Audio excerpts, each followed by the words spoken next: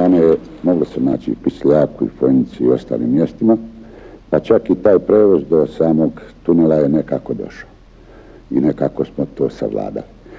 Prvi problem je nastao i to krupan problem kako hranu kroz tunel unijeti u grad.